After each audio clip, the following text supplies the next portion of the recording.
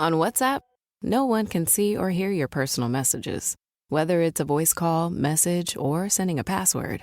To WhatsApp, it's all just this. So whether you're sharing the streaming password in the family chat or trading those late-night voice messages that could basically become a podcast, your personal messages stay between you, your friends, and your family. No one else, not even us. WhatsApp, message privately.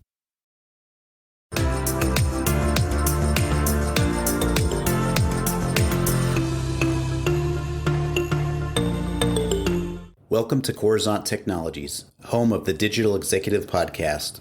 Welcome to the Digital Executive. Today's guest is Chris Latimer. Chris Latimer is a technology executive whose career spans over 20 years in a variety of roles, including enterprise architecture, technical pre-sales, and product management. He is currently Vice President of Product Management at DataStax, where he is focused on building the company's product strategy around cloud messaging and event streaming. Prior to joining DataStax, Chris was a senior product manager at Google, where he focused on APIs and API management in Google Cloud. Well, good afternoon, Chris. Welcome to the show. Hi, Brian. Thanks for having me. Awesome, Chris. Thanks for jumping on. I appreciate it. Again, another great guest on the show. And this is where I get really fired up and inspired for the day because I get to meet someone new and get to help share their story out with the world. So, Chris, let's jump right into these questions, okay? Sure. You've got quite the career as an engineer. You worked for Google, and now you're the Vice President of Product Management for DataStax. Could you share with our audience the secret to your career growth and what inspires you? Yeah, absolutely. So I think, I really think the biggest thing that you have to do as you grow your career is just find something that you're legitimately interested in and that you have a lot of passion for and something that you're willing to work extremely hard at. I mean, I feel that, the biggest differentiator between people who grow to great heights and those who get kind of stuck it's really just a matter of execution and how much you're willing to put into it. I really don't think it's one of those things that's kind of easy to know and hard to do. Great. Thank you for sharing. I appreciate that. And like I said, I know sharing your story with someone here in the audience, it's going to certainly resonate with somebody. And that's really what helps others succeed in their journey, in their career. And it's our way of that you and I can kind of get back to really get back to the community. So Chris, jumping into this other question, in the world of data, why are messaging and event streaming so important right now? So there's been a big shift towards enterprises being data-driven and having access to real-time data. And that manifests itself a couple different ways. I mean, we definitely see it from the top down within an enterprise where we want to have visibility into the way that our business is operating. We want visibility into sort of key metrics and KPIs.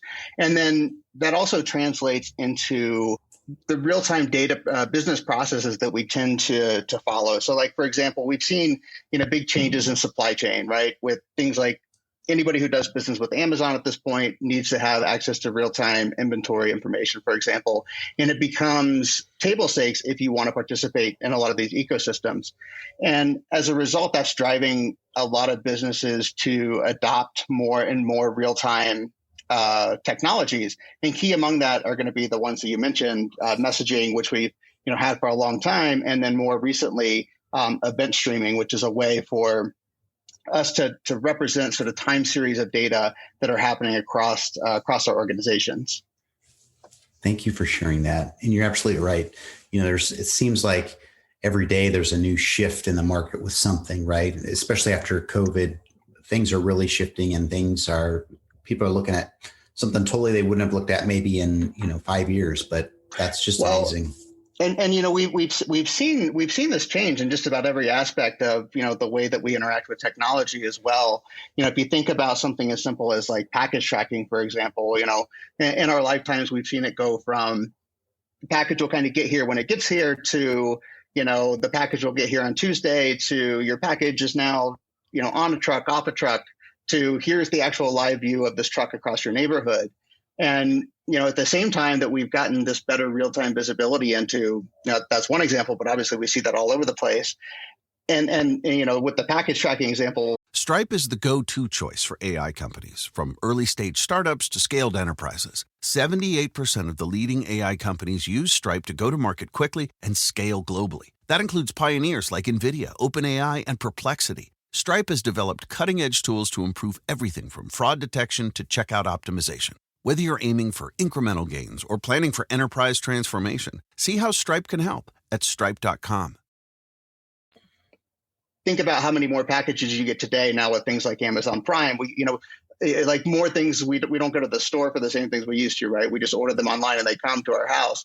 And if you are a consumer, this is a great experience. If you're somebody like a FedEx or a UPS, you're talking about orders of magnitude more messages that are happening and that need to be processed within your IT organization. And so that's adding a lot of strain. That's really what's also kind of driving a lot of this adoption of these technologies.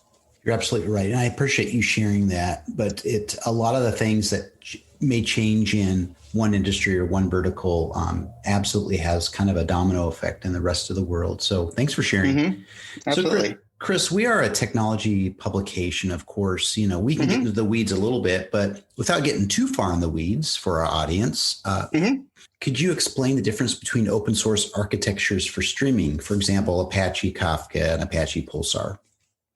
Yeah, definitely. I mean, I think the way I think about Kafka is that it was a pioneer in the space, and to an extent, everyone in the industry owes the folks at LinkedIn a debt of gratitude for really pushing the envelope of this technology. But like a lot of pioneers, with the benefit of hindsight, you'd make some decisions differently. And so as you look at Kafka's architecture, you start to see some of those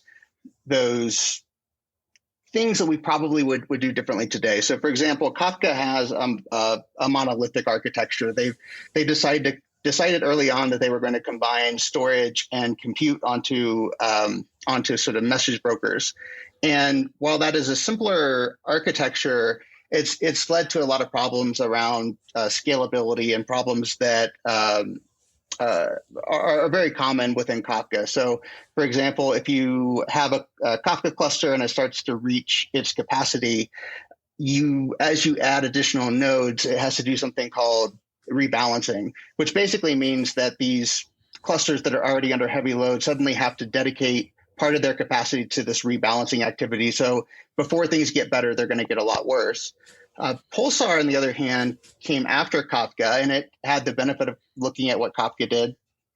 And it made two important changes. So the first thing is that the folks at Yahoo that made this recognized that streaming is it's only part of kind of a data in motion strategy. So you need to have streaming, but a lot of times you still need to have your more traditional pub sub, your more traditional queuing use cases. So one of the biggest things that they did is they said, let's make a platform that's going to be able to handle the entire data in motion strategy for an organization. And then the second thing they did is they said, let's make our architecture enterprise ready. And in doing so, what they did is they swapped out the monolithic architecture that Kafka uses for one that separates out compute and storage. And so they ended up using a distributed ledger technology called Bookkeeper, which then allows you to scale your storage separately from your compute nodes. And they also build in at a foundational level features like georeplication that allow enterprises that are distributed across the world and spread across cloud and on-prem to have a single almost like a messaging fabric that stretches across the entire enterprise and gives you connectivity and access to all those events at any system, anywhere within your overall enterprise footprint. When life brings the blah, add more Yabba Dabba Doo with some tasty Fruity Pebbles. Early morning meeting? Blah. Someone brought the pebbles. Yabba Dabba Doo. Run errands? Blah. Head to the store for pebbles. Yabba Dabba Doo. Fruity Pebbles. Less blah. More Yabba Dabba Doo. Pick up Pebbles cereal today. Yabba Dabba Doo and the Flintstones and all related characters and elements. Copyright and trademark Hanna-Barbera. Thank you for sharing that, Chris. And I appreciate the breakdown, how you kind of slice that out into some very basic terminology for our audience. Certainly appreciate that. So Chris, last question here. DataStax just announced the beta version of Astra Streaming. Could you tell us why this announcement is so significant?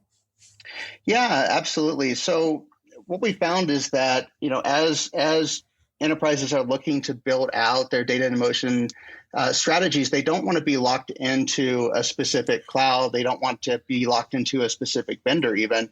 And so what DataStax has done is they have taken Apache Pulsar and they've built a cloud native service offering of it. So what that allows enterprises to do is to avoid any of the operational overhead of running Pulsar. They're able to deploy it in a multi-cloud configuration, and they're able to save themselves any of the operational challenges that come from being able to scale up and scale down a platform to be able to deploy that in a multi-cloud way. And then it also complements the database as a service that we have on Astra called AstraDB, which is based on top of Apache Cassandra. And so what this does is it allows you to have data integration both into, if you want to take streaming data, push that into your Cassandra database so you can query against it, or if you want to take changes that are happening on your Cassandra database and represent that as a stream within Astra Streaming, and you can push that sort of anywhere, anywhere else that you want that to go, whether it be another database or into a more generic data pipeline. And then really the important aspect of these two things together is that it's all completely open source. So even though DataStax is hosting it, we haven't really changed that underlying technology to make it incompatible. There's no vendor lock-in that you're going to experience. And so if you are an enterprise that really values that flexibility that comes from open source, DataStax obviously has a very long history with Cassandra and with contributing to open source. And so we've been very happy to be able to take that culture and the values that we have around open source and bring that to our cloud services. Great. Thank you for sharing. And that's nice to know is that, people can, that's always been the big topic the last couple of years is vendor lock-in or cloud lock-in, that sort of thing. And what's relieving for those chief technologies out there is this is really some good news to hear about that. So again, thanks for sharing. Absolutely. So Chris, just want to let you know it was a pleasure having you on today, and I look forward to speaking with you real soon. Thanks, Brian. Thanks for having me. It was great talking with you. Bye for now.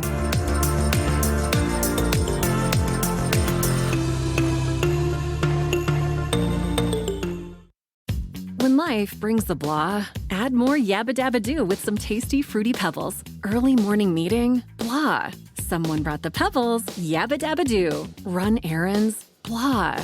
Head to the store for pebbles. Yabba Dabba Do. Fruity Pebbles. Less blah. More Yabba Dabba Do. Pick up Pebbles cereal today. Yabba Dabba Do and the Flintstones and all related characters and elements. Copyright and trademark Hanna-Barbera.